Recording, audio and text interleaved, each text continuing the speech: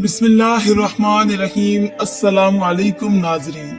आज की इस वीडियो में हम बात करने वाले हैं एक ऐसे जानवर के बारे में जिसके बारे में हमें तरह तरह की बातें सुनने को मिलती हैं। कोई इसको मनहूस कहता है तो कोई इसे घर में परेशानी लाने वाला जानवर कहता है। तो नाजरीन, हम बात करने वाले हैं उल्लू के बारे में, और आज की इस वीडियो में हम आपको उल्लू की पूरी हकीकत बताने वाले हैं, और ये बताने वाले हैं कि ये जानवर हमेशा वीरानों में ही क्यों रहता है, ये जानवर हमेशा उदास उदास ही क्यों रहता है। जब आप इसकी हकीकत सुनेंगे तो आपके होश उड़ जाएंगे। इसलिए नाजरीन, आप इस वीडियो को आखिर तक जरूर देखिएगा। अगर आपको ये वीडियो अच्छी लगे तो इसे अपने दोस्तों के साथ लाजमी शेयर कीजिएगा। तो शुरू करते हैं आज की वीडियो। नाजरीन, उल्लू को तो आपने अपनी जिंदगी में कभी न कभी जरूर देखा होगा, और आपने ये भी महसूस किया होगा कि ये जानवर हमेशा उदास ही रहता है, और ये वीरान जगहों पर ही रहना क्यों पसंद करता है। सोचने की बात है, और आपने इस बारे में जरूर सोचा होगा कि उल्लू हमेशा वीरान जगहों पर रहना पसंद क्यों करता है।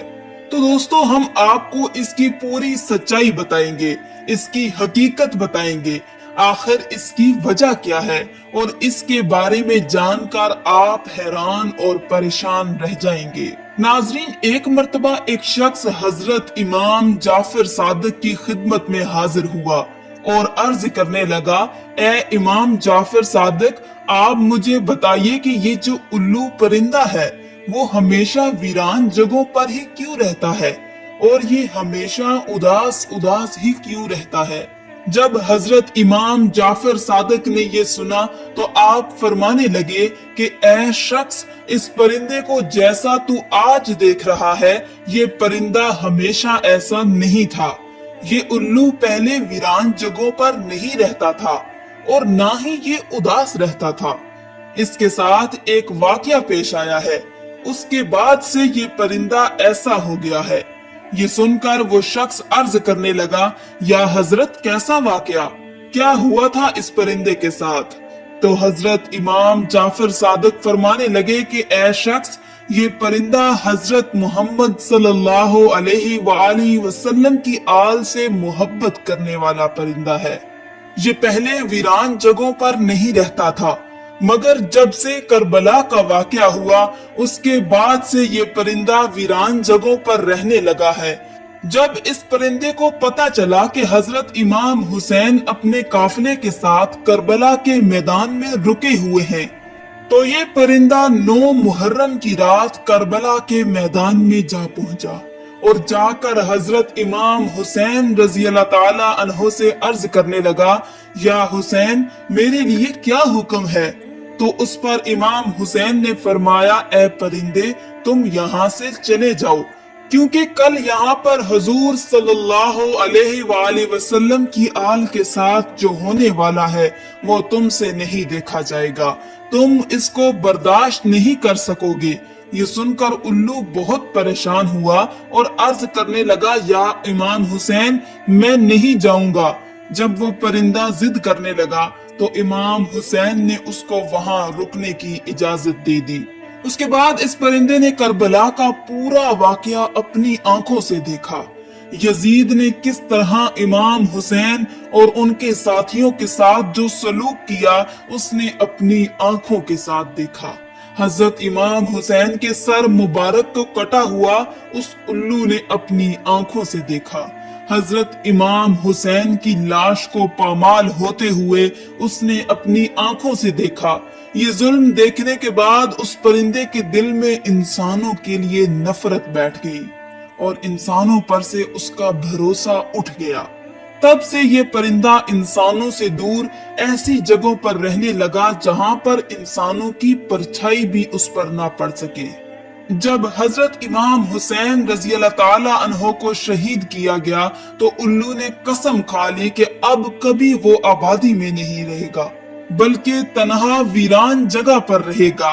अब उल्लू रात भर गमगीन रहता है, यहाँ तक कि सुबह हो जाती है। इसी तरह नाजरीन, उल्लू हजरत मोहम्मद सल्लल्लाहु अलैहि वसल्लम की आल से मोहब्बत करने वाला परिंदा है, मगर आज भी बहुत से लोग उल्लू को मनहूस समझते हैं। अगर ये घर के आसपास आकर बोल देता है तो वो ये सोचता है कि हमारे ऊपर कोई आफत या मुसीबत आने वाली है। कई बार तो लोग इसके बोलने की वजह से अपने घर बार छोड़ देते हैं। नाजरीन, ये भी याद रखें कि उल्लू को मनहूस कहना बिल्कुल जाहिलाना सोच है। ये बेचारा तो एक जानवर है, एक परिंदा है जो कभी कभार ही बोल पाता है और इससे कुछ भी नहीं होता। याद रखें कि इसके बोलने से ना तो आपके ऊपर और ना ही आपके घर में कोई परेशानी आने वाली है, चाहे ये रात में बोले या दिन में। तो नाजरीन, आप इन बातों से हमेशा दूर रहें, आप इन बातों से हमेशा बच कर रहें। आइए हम आपको उल्लू के बारे में कुछ दिलचस्प हकाइक बताते हैं जिनको जानकर आप हैरान रह जाएंगे।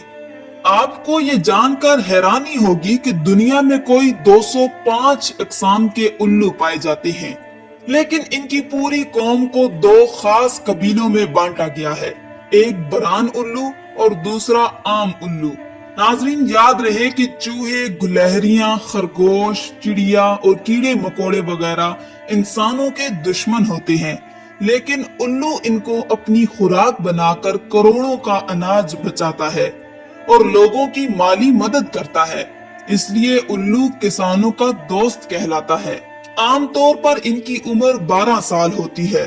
नाजरीन, आपको बताते चले कि आमतौर पर उल्लू अपना घोंसला पेड़ों की खोह में बनाता है, जो जमीन से तकरीबन 20 मीटर की ऊंचाई पर होता है।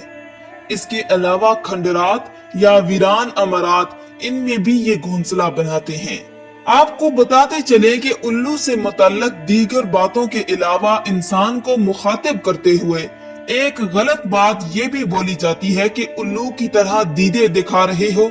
हालांकि उल्लू बेचारा अपनी आंखों को घुमाने में माजूर होता है। वो सिर्फ सामने देख सकता है, लेकिन 270 डिग्री तक अपनी गर्दन घुमाकर एक ही जगह पर बैठकर चारों तरफ देख सकता है। इसके जिस्म के पर दीगर परिंदों की बनिस्बत बहुत हल्के और मुलायम होते हैं और इसलिए जब ये उड़ता है तो उसके परों की बिल्कुल आवाज नहीं होती, तो ये बहुत आसानी से अपने शिकार पर झपट सकता है। नाजरीन, याद रहे कि मुख्तलिफ ममालिक में उल्लू से मुतल्लिक मुख्तलिफ दिलचस्प अकीदे पाए जाते हैं। जैसे बरतानिया में उल्लू के बोलने या उसकी रोने की आवाज को मनहूस समझा जाता है। जनूबी अफ्रीका में उल्लू की आवाज को मौत की अलामत समझा जाता है। कनाडा में 3 रात लगातार उल्लू के बोलने पर खानदान में किसी की मौत की खबर समझी जाती है।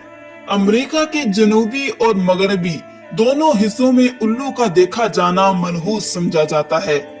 चीन में उल्लू दिखाई देने पर पड़ोसी की मौत की अलामत समझी जाती है। ईरान में उल्लू की अच्छी आवाज को खुशी की अलामत मानते हैं और रोने जैसी आवाज को बुरी अलामत माना जाता है। तुर्की में भी उल्लू की आवाज को मनहूस ही समझा जाता है, लेकिन सफेद उल्लू को सही माना जाता है।